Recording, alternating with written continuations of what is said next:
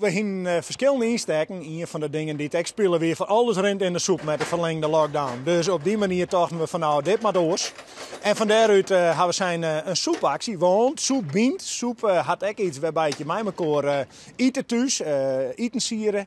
Dat doet het daar. Nou, dit is een hele logistieke operatie, of net? Dit is een heel logistieke operatie, maar dat hebben wij helemaal in de handen. Dat komt helemaal goed. Hoeveel pakketten breng je? Wij brengen totaal 220 pakketten voort. 220. Ja, alle Bregenklasse leerlingen die krijgen een pakket thuis bezorgen. Hoe een gebied van? Hoe een gebied van, nou reken je maar tussen Duinem en Nijmarm.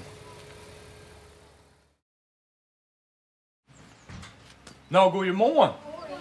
Hey, ik heb een verrassing voor je. Want we weten, hè, het is een hele lastige, drege, moeilijke tijd voor iedereen hier. En we ben ik bewust hè, dat dus Bregenklasse-leerlingen van het Marmencollege, dat die het best wel dreig hebben op dit moment. Het is wel heel jammer, want we toch de hele tijd, ze is alleen en in de klas ze is misschien al en nou mist de vriendin, ik wil wat. En het is toch heel oors. En de uitlezen zei ik alweer heel oors. En vakken zoals sporten zei ja, thuis is dat toch minder leuk. Dan En je krijgt tussen wat fjouwkant eegjes van de schermen? ja, inmiddels wel. En zo'n soppakket, dat wat zie je hem ermee? Sopmaatje denk. Ja, ja.